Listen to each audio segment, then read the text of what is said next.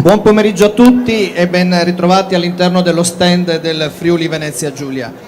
Andiamo con un appuntamento a cura di ERPAC, l'ente regionale per il patrimonio culturale del Friuli Venezia Giulia, insieme al quale andremo a scoprire le bellezze naturalistiche del nostro territorio, e lo faremo con la Verde Bellezza, guidi ai parchi e ai giardini storici pubblici del Friuli Venezia Giulia. E ne parleremo con Rita Uriemma, direttore del servizio catalogazione, formazione e ricerca di ERPAC, con Franca Merluzzi, coordinatore unità di gestione del catalogo dei beni culturali, servizio catalogazione, formazione e ricerca di ERPAC, e poi con Tiziano Fratus, poeta e scrittore e autore del libro L'Italia un giardino, passeggiate tra natura selvaggia e geometrie neoclassiche, edito da La Terza nel 2016. Quindi vi porteremo un po' a spasso attraverso quelli che sono i gioielli del nostro territorio. Siamo all'interno di uno stand, come vedete, in legno, quindi strettamente e intimamente legato alla natura, che è uno degli aspetti che caratterizza il nostro territorio del Friuli Venezia Giulia. Passo quindi la parola ad Umberto Alberini, che introdurrà l'autore e i personaggi, e quindi buon ascolto e buona passeggiata tra le verde bellezze del Friuli Venezia Giulia. Grazie mille Antonio. Solo due parole così per aprire questo intervento, questo piacevole incontro. Io sono Umberto Alberini, responsabile della comunicazione istituzionale, e volevo annunciare con vero piacere la presenza di Tiziano Fratus. Tiziano Fratus è un personaggio, come naturalmente sapete, una firma nota da molti anni, una persona che ha dedicato tanti anni del suo impegno culturale e letterario per divulgare i valori del patrimonio arboreo, del patrimonio forestale, del bellissimo verde della nostra penisola. Tra l'altro Tiziano non può saperlo, io ho fatto la guardia forestale per 15 anni, quindi se ci mettessimo a parlare di boschi e di alberi ne avremmo da raccontarci. Gli cedo subito la parola a Homo Radix, giusto? Così, questo è uno dei nomi che ricorrono nelle sue presentazioni. Abbiamo quindi l'onore e il piacere di avere Tiziano con noi, con Franca Merluzzi. Poi qui abbiamo anche Giorgia Gemo, che insieme a Franca Merluzzi ha curato la pubblicazione. Io stesso ho avuto il piacere e l'onore di scrivere alcune schede. Buon incontro a tutti. Prego Tiziano, a te la parola. Pronto? Si sente bene? Perfetto. Allora, buon pomeriggio a tutti. Mi sembra un po' altino,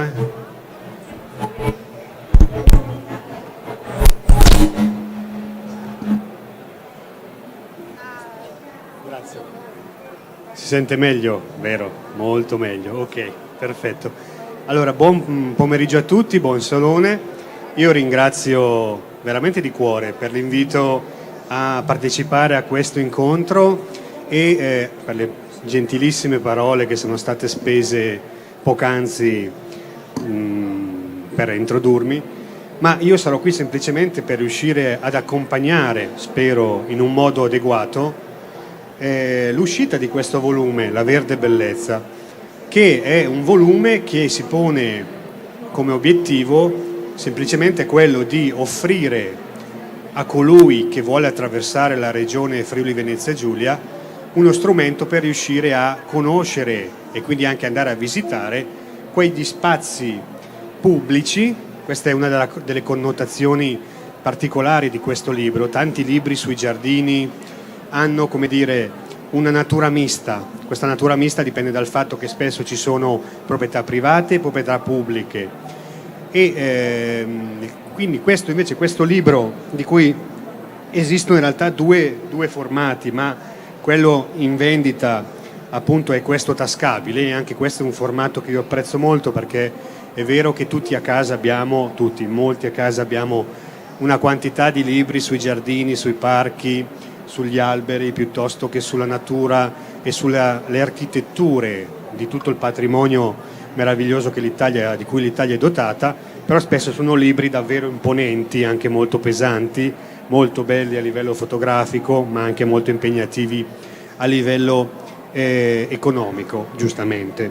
Questo libro invece è un libro che si presenta innanzitutto come un formato da camminatore, da viaggiatore, da colui che ha voglia di attraversare il paesaggio, che sia il paesaggio modesto, diciamo prossimo, che noi possiamo incontrare nella città o nella periferia della città o nel cuore della città, piuttosto che invece in altri territori che si trovano al di fuori delle mura, extramoenia, come si diceva un tempo. E quindi questo libro, La Verde Bellezza, è una guida utile, aggiornatissima, perché appunto offre uno sguardo su 50 parchi e giardini del Friuli Venezia Giulia. In realtà il lavoro precedente, il lavoro da cui questi 50 luoghi sono offerti, è un lavoro che riguarda 158 siti, che quindi rappresentano, diciamo, l'intero patrimonio, o quantomeno, diciamo, quasi l'intero patrimonio di ville sia pubbliche che private del Friuli Venezia Giulia, e il 50 di questi giardini, tutti in area pubblica, sono appunto presentati nella Verde Bellezza. Vedrete che il libro è un libro molto facile, molto piacevole da leggere, è un libro che si pone l'obiettivo di presentare, di illustrare i luoghi in un modo molto, molto semplice e diretto, ma ci sono anche ovviamente tutta una serie di considerazioni di carattere storico, piuttosto che architettonico, piuttosto che naturalistico, perché questi sono tre fili importanti per riuscire a comprendere la bellezza di questo libro. Una delle cose interessanti dei libri sui giardini è vedere come vengono polarizzati i giardini, cioè andando proprio a sfogliare l'indice è interessante vedere quali sono le categorie che vengono chiamate in causa, e questo libro ha una categoria che può esistere soltanto nel Friuli Venezia Giulia, e li hanno chiamati parchi della mente. Allora, questo Parco della Mente, se voi guardate, potete andare a sfogliare tutti i libri sui giardini presenti qui al Salone come altrove, ma difficilmente troverete una categoria Parchi della Mente, perché i Parchi della Mente sono basilari e sono caratteristici anzitutto della città di Trieste, ma non solo, anche a Gorizia, perché ovviamente lì ha lavorato un personaggio che è stato unico, no? Franco Basaglia. Quindi in questi luoghi che in realtà c'è chi diceva che erano non luoghi, facevano parte dei tanti non luoghi, oggi, quando l'eredità di Basaglia in qualche modo si è andata esaurendosi per tante ragioni, ovviamente questi luoghi hanno bisogno di essere ridefiniti, di essere di nuovo anche offerti alla cittadinanza per essere gustati e per essere vissuti in un modo diverso. E io, quando 2 settimane fa ero a Trieste per scrivere il nuovo libro proprio dedicato agli alberi delle città italiane, fra cui ovviamente ci saranno anche gli alberi di Trieste, Poi sono andato a vedere il roseto, che è una invenzione recentissima, che si trova nel parco cosiddetto di San Giovanni, che è all'interno, la parte superiore in realtà, di tutta la zona di quello che una volta era tutto il complesso che qua è stato chiamato appunto Parco della Mente. Ed è un roseto fantastico, ci sono migliaia di varietà, ci sono migliaia di piante di rose che adesso tra l'altro sarebbe il periodo esatto per riuscire ad andare a godersele e quant'altro. Quindi questo libro non soltanto vi offre quello che voi vi potreste aspettare da un libro sui giardini, ma anche delle novità a livello teorico, e questa è una cosa interessante. Oggi più tardi, verso le 6, avevo il piacere di presentare un altro libro, L'Atlante dei giardini del Piemonte, che è polarizzato anche lì secondo tante categorie, anche quello è un lavoro molto interessante, però manca completamente questo spazio del Parco della Mente, perché è qualcosa che si può trovare soltanto veramente così espresso nel Friuli Venezia Giulia. Quindi io faccio ancora i miei complimenti alle curatrici e ovviamente anche alla Regione e a tutti coloro che hanno contribuito a questa guida e che hanno contribuito a tutto il lavoro, perché la guida è una parte del lavoro ovviamente, per riuscire a rendere maggiormente fruibili e anche godibili da un punto di vista proprio del visitatore, che sia un visitatore occasionale o un visitatore molto più interessato, personalmente coinvolto, magari anche per lavoro e per passioni, nella navigazione del paesaggio, alla ricerca delle bellezze presenti e della storia. E queste erano le cose che volevo dire su questo libro. Ci sono poi, vedrete anche nel libro, in realtà una parte di questi beni pubblici fanno parte di quello che una volta era un bene privato, cioè essendo 50 giardini e parchi, poi potremo capire la differenza fra giardino e parco. Anzi, facciamo una piccola inchiesta, così non parlo solo io, insomma. No, secondo voi qual è la differenza fra un giardino e un parco? Se uno dovesse dire, no? Questo è un termine che spesso nei libri, poi lo chiederò anche a loro perché loro hanno avuto questo problema, ma noi quando parliamo quotidianamente diciamo un giardino o un parco, e spesso li usiamo in realtà in maniera abbastanza interscambiabile. In realtà non dovrebbe essere così, però questo è uno dei motivi, anzi questa è la prima domanda che vi faccio, è proprio questa, e poi la faccio anche a voi. Cioè, che cosa differenzia un giardino e un parco nella vostra scelta dei luoghi che avete individuato in questi 50 luoghi? Avete avuto questo problema di capire cos'era la differenza fra il giardino e il parco? C'è, non c'è, è solo un modo di dire? Rispondo io. Mi aspettavo questa domanda. Allora, fin dall'inizio per noi è stato chiara questa distinzione e questo abbinamento.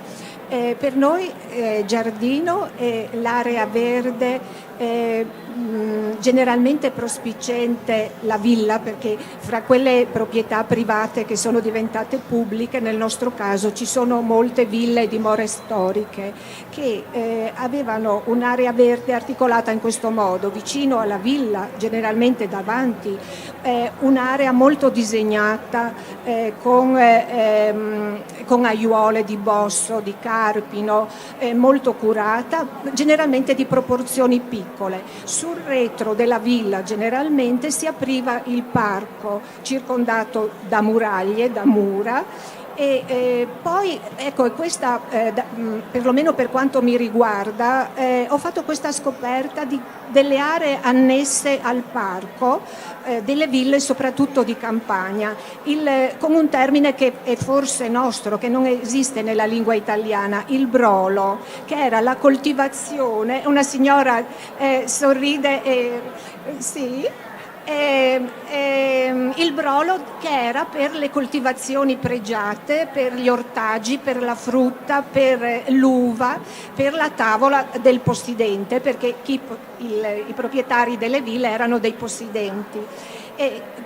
queste ville erano sia fuori città, per esempio a Trieste. Fratus prima diceva sono stato a Trieste, e Trieste è una figura molto importante, è stata quella del barone Revoltella, che lui era un personaggio che è diventato ricchissimo grazie al Portofranco, così, ma che per una singolarità non è rimasto famoso per le sue ricchezze, ma è rimasto famoso nella storia, e tutti noi lo ricordiamo ancora in città, perché ha capito del valore della cultura, e alla sua morte non aveva eredi, ha voluto donare alla città la sua casa, la sua residenza di città bellissima, perché lui poteva permettersi qualsiasi cosa, e anche quella villa che aveva fuori città, non molto lontana da Trieste, però nel verde, su in alto, da dove tuttora si gode una vista bellissima. E lì lui aveva il suo chalet, un villino tipo svizzero immerso nel verde, con questa villa sul golfo di Trieste, e nelle giornate limpide se guardiamo, scorgiamo, possiamo vedere fino alle coste croate. Il barone si trattava bene, però alla sua morte ha voluto lasciarlo alla città, e ha voluto proprio, messo per iscritto per testamento, che doveva essere aperto al pubblico, e ancora è aperto al pubblico, e tanti triestini hanno dei bellissimi ricordi, perché ci sono delle giostre, tuttora c'è una giostra di legno antica dove vanno a passare. Il parco è anche questo, è per le famiglie, per i bambini, e questo la nostra direttrice ci ha molto spinti a lavorare sulla fruibilità, ma la fruibilità anche alla portata di tutti, alla portata delle famiglie, dei giovani. Ci ha spinti a essere molto ad operare un linguaggio che non è quello degli specialisti. Noi non siamo degli specialisti, ma abbiamo cercato di essere coinvolgenti il più possibile. Però volevo dire a Fratus anche questo: siamo friulani, un po' i nostri, perché molti di noi, il gruppo di lavoro che adesso ricordo, oltre a Umberto, prima a Giorgia Gemo che è curatrice, Emiliana De Paulis che è la signora bionda in alto così, un altro nostro collega architetto, quindi un gruppo nutrito e con anche punti di vista diversi, che ha lavorato insieme per mettere a punto questo lavoro. Mi sono persa il filo, cosa stavo dicendo? Siamo friulani, ecco, era un lapsus freudiano. Rispetto vorrei dire ai sentimenti, cioè leggendo i tuoi libri, caro Tiziano Fratus, c'è molto, cioè delle tue sensazioni, noi non è che non sentiamo, però in questo caso il gruppo si è un po' non poteva mettere tutto il suo sentire, i suoi sentimenti, si è attenuto a quello molto in funzione del visitatore, per offrirgli tutti quegli spunti per rendere interessante e gradevole la visita al parco. Noi volevamo incuriosire, come ci siamo incuriositi noi, perché noi vogliamo visite non virtuali, ma visite, credo che anche tu sei d'accordo, reali, perché i parchi vanno vissuti, vanno frequentati, vanno percorsi, osservati, amati possibilmente, perché sono parchi pubblici. E quindi questa parte forse non emerge, ma questo sentimento della natura lo sentiamo anche noi, è anche molto forte, e conoscendo queste storie, vedendo questi alberi in certi posti, questi alberi meravigliosi, questo pino domestico di Miramare che quando l'abbiamo messo nel libro io ho pensato questo, Tiziano Fratus lo nota, oppure il faggio rosso della Fondazione De Claricini, 250 anni, lui con questo bel colore di foglioline rosse che a primavera si fanno contrasto con le foglioline verde tenero degli altri faggi, ma lui spicca, lui è il faggio rosso di 250 anni. Bene, speriamo di aver fornito tanti elementi perché questo patrimonio pubblico a volte è sottovalutato. Diciamo che ci appartiene, diamo per scontato, ma è un patrimonio che ha bisogno di essere conservato, di essere curato nelle difficoltà anche del momento e delle amministrazioni pubbliche che affrontano. Però adesso c'è una domanda per la nostra direttrice. Io volevo dissentire, buongiorno a tutti, volevo dissentire con Franca sul fatto che invece non ci sia stato una diversa prospettiva nello scrivere questo libro da parte del gruppo che lo ha fatto, rispetto anche alla prima, al primo lavoro, che era molto istituzionale.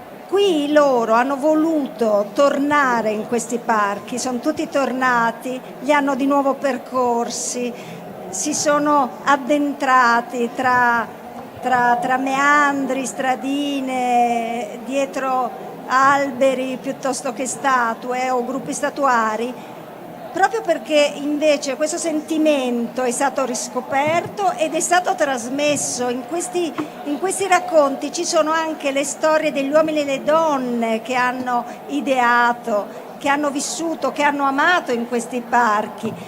E ci sono storie d'amore, addirittura la storia d'amore che avrebbe dovuto che ha forse ispirato a Parco Savorgnan, no? La vicenda bella e tragica di Romeo e Giulietta e di Shakespeare. Quindi voglio dire, c'è stato invece una grande emozione loro. Io trovo da lettrice, perché in realtà io qui sono la comparsa istituzionale, le anime di questo libro sono Franca Merluzzi, Giorgia Gemma, Umberto Alberini. Io da lettrice l'ho percepita un nuovo modo di raccontare e di trasmettere. Ci tengo molto a dire questo: il libro avvia questa nuova serie editoriale che non a caso abbiamo chiamato Paesaggi, perché in realtà il nostro intento è proprio quello di restituire questi beni culturali, che sono beni comuni e beni popolari, a tutti in un processo di grande comunicazione e trasmissione. Il filo rosso che tiene tutto è il paesaggio, e veramente i giardini e i parchi storici sono veramente uno degli esiti più completi e più riusciti dell'interazione tra uomo e ambiente, natura e ambiente, uomo, comunità, natura e cultura, che in qualche modo si sono fortemente innestati su una stessa idea. Qui alla natura si è unito spazio, creatività, amore, passione, storia, cambiamenti, ed veramente in una sintesi che io trovo in alcuni casi di una suggestione unica. Per cui ovviamente questo è il primo volume. La serie si sta già arricchendo di nuovi titoli. Per quanto riguarda la verde bellezza avremo un secondo volume sui parchi e giardini privati, anche quelli capaci di racconti, di storie, di uomini, di donne veramente unici, e poi un terzo sulle architetture del verde, Roccoli e Bressane, delle peculiarità della regione. Ma poi andremo avanti con altre categorie, con altri paesaggi, che saranno le ville venete, che saranno i siti archeologici, eccetera, proprio per tentare di sanare quello scollamento, quel gap che c'è fra le comunità e il patrimonio. Oggi il nostro impegno è quello: restituire appunto alle comunità i propri beni, i propri patrimoni, farli conoscere, perché le comunità e i cittadini si sentano investiti di questa grande responsabilità. Non riconosci e non difendi un bene che non senti tuo, e quindi questo processo di riappropriazione deve essere forte, deve continuare, e le istituzioni non possono che farsene carico. È quello che stiamo tentando di fare noi. Sì, io volevo anche aggiungere un'altra considerazione che nel libro, nell'introduzione, tra l'altro viene ampiamente citata, che è quella di pensare a questi luoghi, quindi i giardini e i parchi, che sono in realtà una parte delle proprietà, no? Perché infatti si chiama la verde bellezza non a caso, ecco. Quindi l'elemento vegetale, diciamo, naturalistico, è preponderante rispetto per esempio anche all'elemento architettonico. Almeno nel libro viene fuori in maniera abbastanza evidente tutto questo, e infatti si parla di monumento vivente, mentre invece in realtà sarebbe un discorso da fare per qualsiasi bene materiale prodotto, o perché anche i giardini vengono in qualche modo coltivati dall'uomo, no? Non dimentichiamo che questi giardini hanno bisogno di una cura molto faticosa, di grande dedizione, quindi è vero che la natura cammina, e quando noi vediamo degli alberi monumentali siamo assolutamente vinti e chiamati a raccolta, proprio come in religioso silenzio, di fronte a questi giganti che hanno 100, 200, 500 anni, insomma dipende dall'albero ovviamente o dall'arbusto storico che abbiamo il piacere di avere davanti. Però è anche vero che si tratta di esseri viventi che sono dove l'uomo li ha messi e sono anche dove l'uomo li ha protetti. Questo è importante.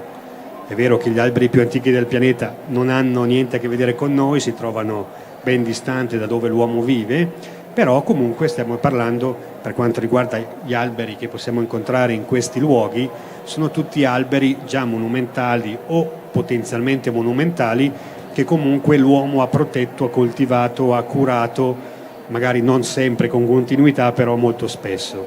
Quindi questi sono luoghi e sono beni viventi, sono monumenti viventi, quindi hanno bisogno di una cura costante, ma sono anche in cammino, quindi quando uno si tratta di curarli, anche di renderli fruibili al pubblico, bisogna sempre considerare il fatto che non sono statici, non è come una casa che in qualche modo, se tu la proteggi, o almeno a livello teorico, e anche qui ci sarebbe da discutere, respira però fino a un certo punto. Gli alberi tu puoi curarli quanto vuoi, ma a un certo punto loro hanno bisogno di esprimersi come loro ritengono opportuno. Una domanda che invece volevo farvi a voi è questa domanda qua, che riguarda proprio il benessere del bene pubblico, del demanio. Cioè negli ultimi anni molti politici, adesso io non conosco nello specifico i politici della vostra regione, a parte la governatrice, però in generale molti politici hanno cominciato a parlare di un bisogno di restituire al privato la gestione anche di tanti beni pubblici, e questo anzitutto per due ragioni. Prima di tutto perché molti di noi, molti cittadini, attraversando il paesaggio, attraversando l'Italia, ci si trova di fronte spesso a una gestione del pubblico insomma un po' ballerina, un po' indecisa, talvolta anche un po' cialtrona, e questo succede spesso. Chi di noi ha scritto per esempio un libro sui giardini o sui beni pubblici, andando a visitare questi luoghi, io non parlo adesso di luoghi del Friuli, ma succede, spesso si trova di fronte anche a delle gestioni e a dei responsabili o soltanto chi ci lavora tutti i giorni, che proprio si vede che hanno bisogno soltanto di arrivare a fine mese per la pensione, insomma. Adesso non è, anche quello è un valore, va rispettato anche quello, però tu che magari vuoi andare in un giardino a visitarlo con della competenza e anche con della passione, ti trovi di fronte davanti talvolta anche delle persone. Questo alimenta il desiderio o la pessima opinione che si ha spesso anche della gestione statale dei beni pubblici. Ecco perché molti politici, ed è una cosa un fatto evidente, tentano sempre di lanciare il sasso, spesso anche con gli ultimi 3-4 governi si è sentita questa cosa, alienare parte del bene pubblico, vedere di riuscire a rendere, come dire, a guadagnare qualcosa da questo slancio. Questo libro invece, come queste iniziative, vanno proprio in senso diametralmente opposto. No, noi siamo fieri, orgogliosi del bene pubblico, il bene pubblico non si tocca, il bene pubblico, cittadino, conoscilo, in modo che se tu lo conosci lo puoi amare e quindi lo puoi difendere. È così? Non è così? Vai. Allora, assolutamente così, la riflessione è giustissima.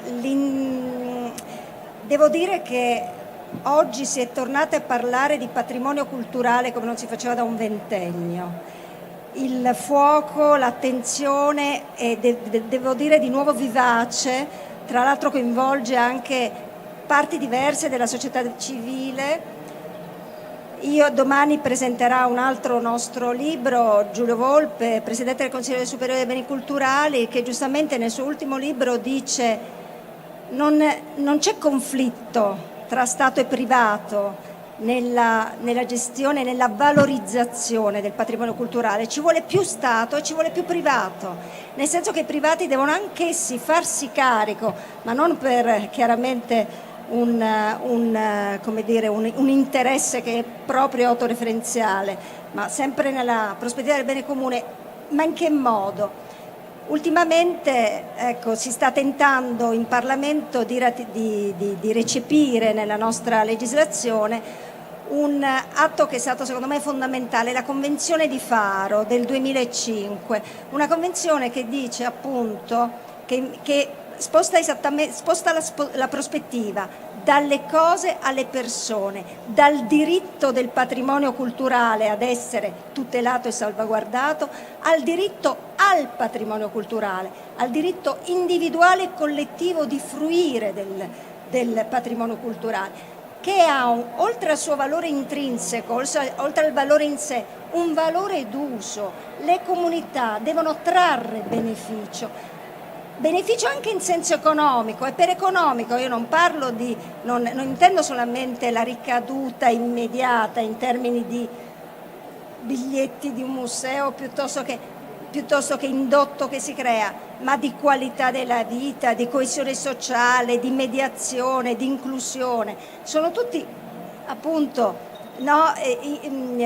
gradi di sviluppo e di miglioramento, tra l'altro perfettamente ispirati, perfettamente espressi dalla nostra Costituzione, che il patrimonio culturale può incentivare al massimo se le comunità, ripeto, lo riconoscono come proprio, e se sanno che quel patrimonio può diventare un'opportunità per quel territorio, quei paesaggi ne possono diventare opportunità per quel territorio, in tutti i termini. Ecco perché noi stiamo cercando anche con una forte sinergia anche con Promoturismo FVG, di trovare, non di svilire o mercificare il patrimonio, ma di riqualificare l'offerta turistica in senso culturale, di mettere il turismo al servizio della cultura per fare del buon turismo, che è accoglienza, che è turismo lento, che è ecoturismo, che è turismo esperienziale.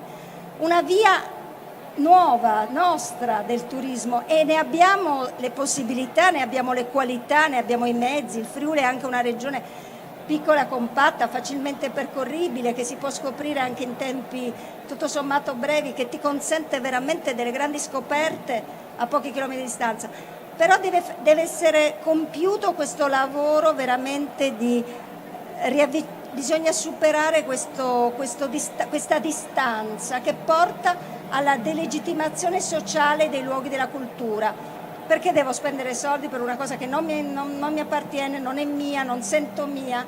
E allora che il museo si chiuda, che il parco venga abbandonato, che il sito archeologico si perda, non ci interessa.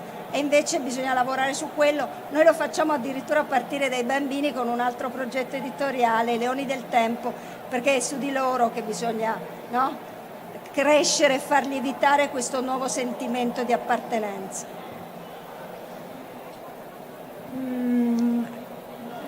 Rispetto ai parchi e alle gestioni, devo dire che ci siamo interrogate. C'è Giorgia, e ogni tanto gli dicevo: ma Giorgia, che opinione ti sei fatta tu frequentando gli uffici comunali, per esempio? Che opinione anch'io mi sono fatta nel rapportarmi con delle persone che lavorano nel pubblico. E alla fine di queste considerazioni siamo ottimisti. Abbiamo colto che c'è una maggiore sensibilità a livello di amministrazioni pubbliche, e poi le persone fanno la differenza. Se in quegli uffici comunali arrivano le persone giuste, si fanno delle cose buone, a volte straordinarie, a volte si riescono a colmare delle lacune, perché ci sono sempre delle situazioni per carenza di personale, di competenze, e abbiamo avuto tanti segnali positivi. Per esempio San Giovanni al Natisone, parco di Villa de Brandis, comune di San Giovanni al Natisone. hanno una gestione, chiesto proprio esplicitamente, è molto migliorata il rapporto con chi gestisce il parco all'esterno. C'è la questione Trieste, Parco di Miramare, e lì allora a noi ci sembra bellissimo. Io che vengo da fuori trovo un posto meraviglioso. I triestini della città, che conoscono molto bene il parco e lo hanno molto a cuore, sono molto polemici, stanno molto attenti a quello che sta succedendo dentro il parco, e infatti il Ministero si è impegnato per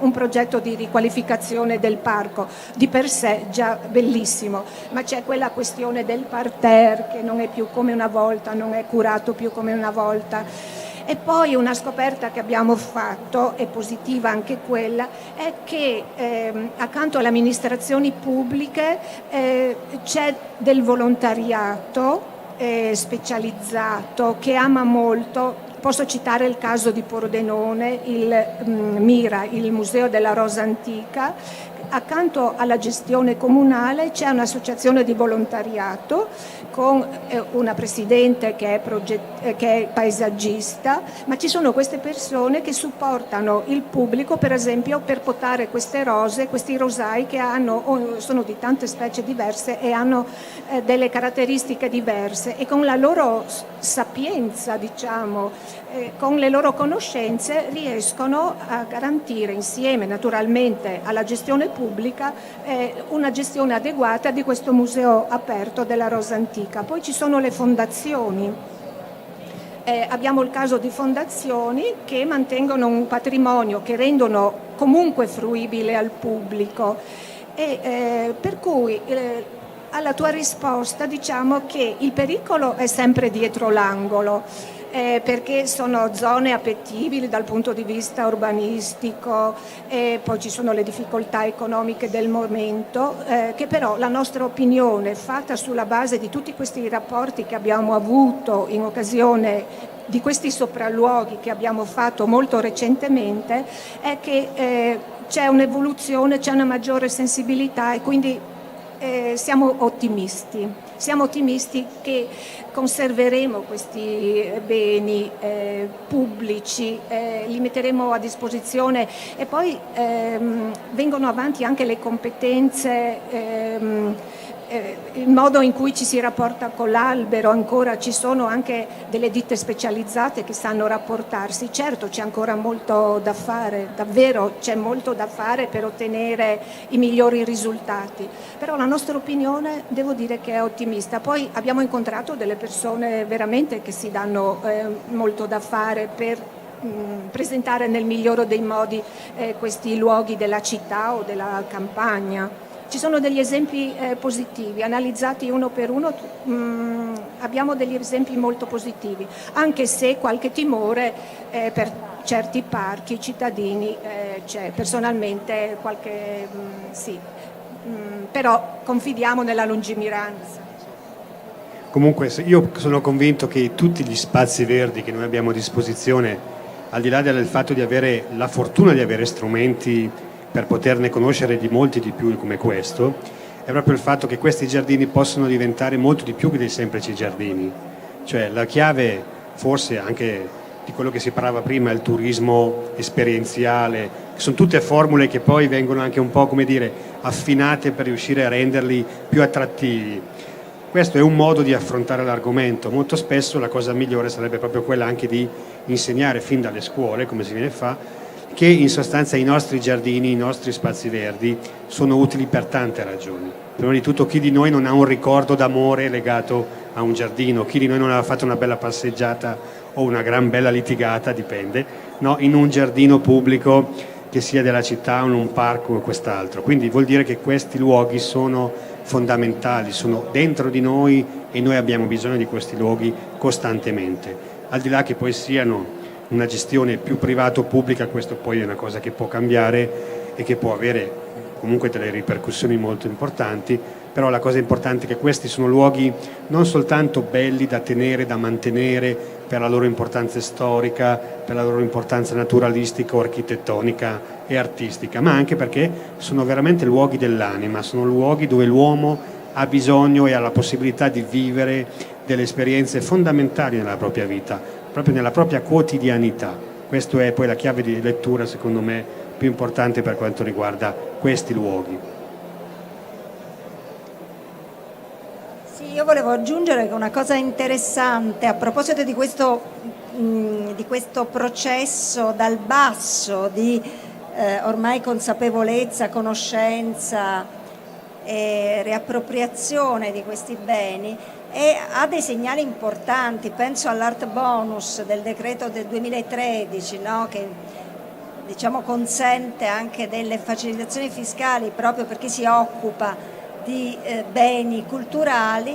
In realtà con l'art bonus sono stati raccolti milioni di euro, in gran parte però dati da cittadini assolutamente normali, non da grandi aziende, non da grandi nomi dell'economia o della finanza, che hanno dato magari anche meno di 1.000 euro ciascuno, ma che costituiscono veramente l'ossatura portante, la colonna appunto di tutti coloro che poi nelle giornate, negli eventi, nelle manifestazioni sono lì, coloro che segnalano i luoghi del cuore, eccetera, sono lì e, come dire, tornano a farsi carico. È un'assunzione di responsabilità proprio di questi beni, testimoniandoli, difendendoli, promuovendoli, perché oltre alla tutela deve essere tutela attiva, tutela propositiva, progettuale. Oltre alla tutela c'è un grandissimo lavoro di valorizzazione da fare di questi beni, e devo dire che mi sembra che questo processo, seppur faticoso, seppur disperso qua e là, sia in atto. Direi che abbiamo finito. Io ringrazio tutti voi, ringrazio ovviamente di nuovo la Regione e chi di dovere per aver organizzato questo incontro, e soprattutto acquistate, sfogliate, usate tutti i libri che verranno e che vengono pubblicati, promossi dal meritoria Regione del Friuli Venezia Giulia, ma soprattutto la Verde Bellezza. Grazie. Grazie a voi. Quindi ricordiamo ancora che nella libreria qui accanto è in vendita questo libro. Io vi rimando all'appuntamento delle 14:30 dedicato a un artista del nostro territorio, cioè Omero Antonutti. Quindi alle 14:30 con il prossimo appuntamento. Grazie.